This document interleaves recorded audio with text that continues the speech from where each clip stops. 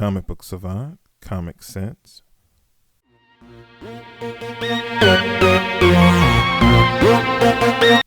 Welcome to the Comic Book Savant podcast. I'm your host, James Harris.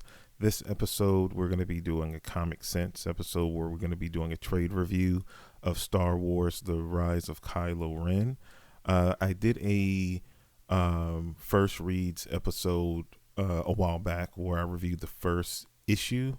I enjoyed the first issue, so I decided to pick up the trade when that was made available. It retails for about $6.99. It's published by Marvel Comics. Again, the title is Star Wars: The Rise of Kylo Ren. It's written by Soule. Artwork is done by Sliney, and the colorist is Guru Effects. Lettering is done by Travis Latham, and it collects Star Wars: The Rise of Kylo Ren issues 1 through 4 as they were released individually. And the breakdown on the trade as follows: with Ben Solo's fall comes Kylo Ren's rise as the son of Rebel Alliance heroes Leia Organa and Han Solo, and Jedi Master Luke Skywalker's nephew and protege. Ben Solo has the potential to be a great force for light in the galaxy, but the Skywalker legacy casts a long shadow. The currents of the dark side run deep, and Ben has Darth Vader's blood in his veins. Voices from both his past and his future tell him who he must be. Will he shatter? Will he be reforged? And his destiny will be revealed. Snoke awaits. The Knights of Ren await. Ben Solo's path of his true self begins here. This was a nice four-issue miniseries that came out. It didn't come out before The Rise of Skywalker.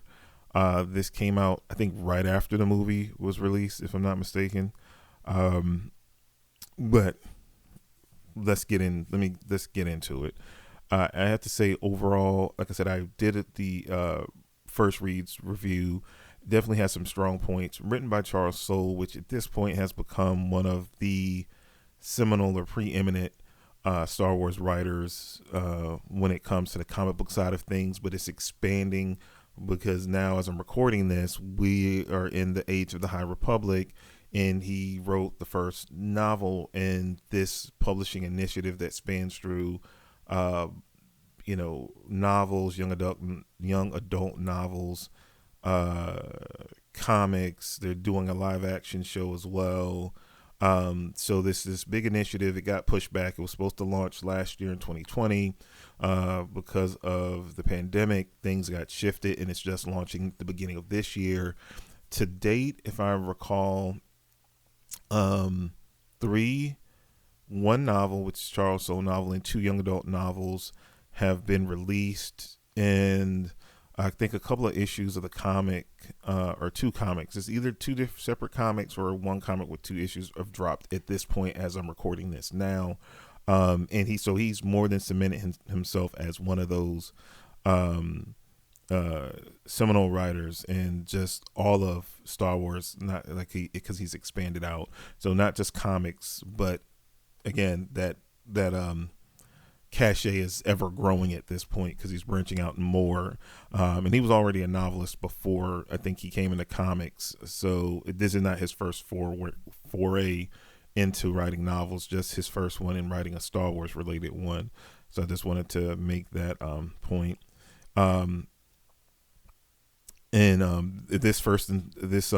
This further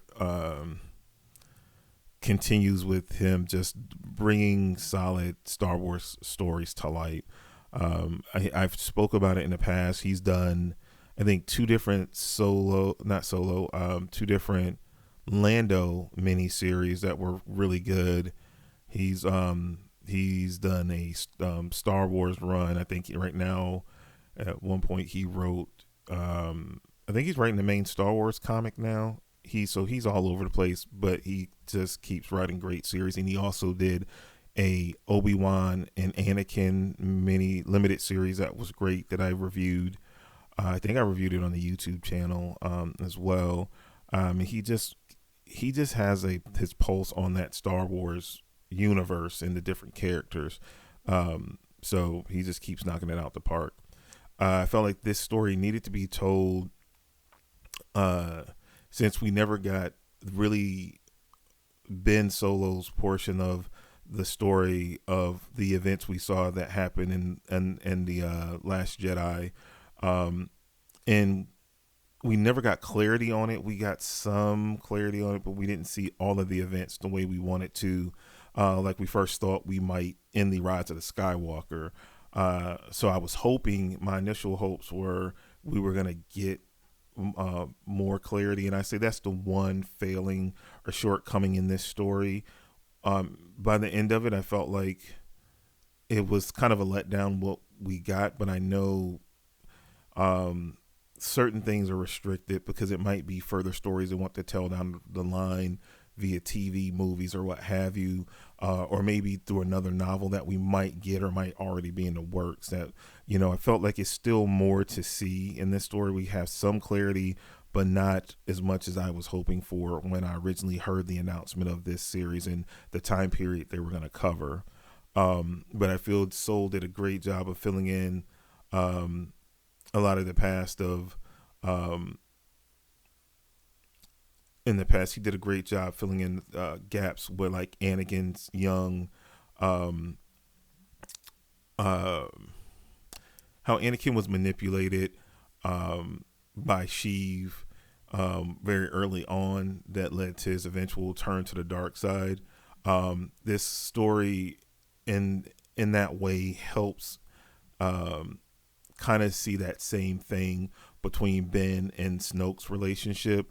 But again, still, it did, but it didn't, because it didn't pay off on the scale that I was hoping it would, because it's still some mystery on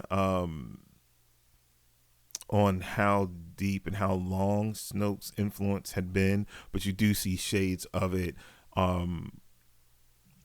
in a few issues in this book on, okay, Sheev was definitely Snoke was definitely influencing him to the dark side and leading him to, like, the Knights of Ren, for sure. So he definitely helped lead him down the dark path. There's no question about it at this point.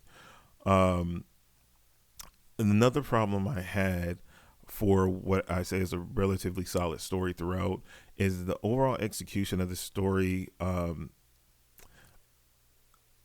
The biggest problem, I would say, is the story length. I felt it could have been longer. I think it could have suited to be 5-6 issues. I think a 6-issue format would have worked better, to where it didn't feel rushed, because it felt very compact for the story that they were trying to undertake. It definitely could have did with a good 2 more issues, because it just got to a conclusion way too fast. It kind of zipped through there, where it could have lingered on the events when the Jedi Temple got taken out.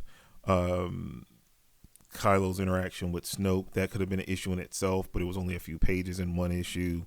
They could have delved deeper into those kind of things, which I don't think 2 more issues would have hurt the series, because it definitely read very quick. So it was definitely meat left there that could have been explored, and it wouldn't have felt like bloat, or it wouldn't have felt like padding at all. It definitely felt like this was way too short. And they should have more clearly resolved, again, the temple incident, and established a more deep,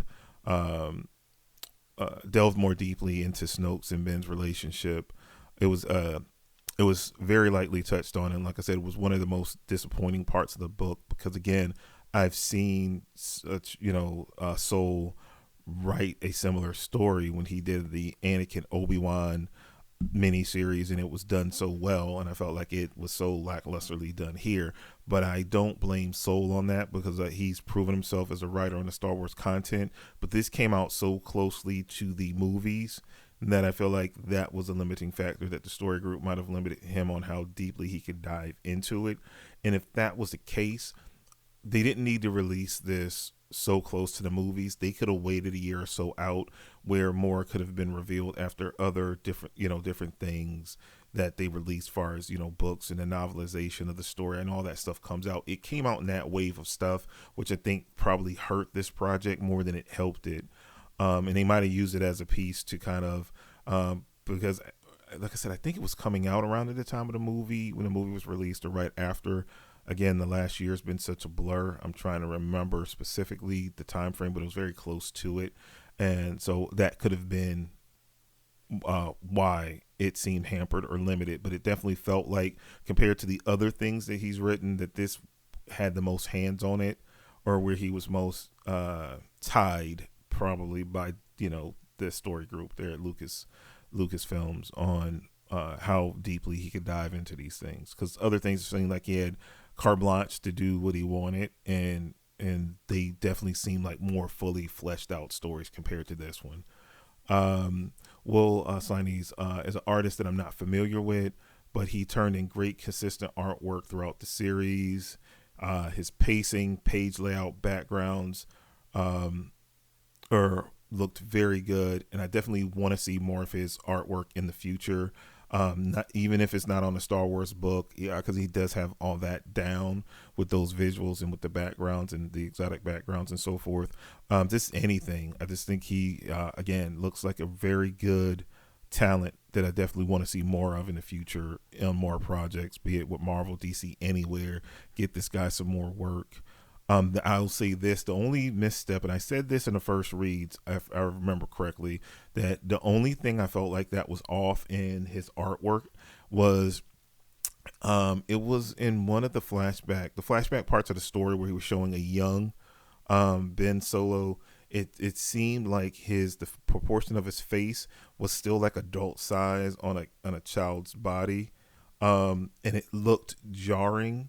It was still a good render of the face, but it just, like, the proportion of the face, it just was like weird. You have to see it.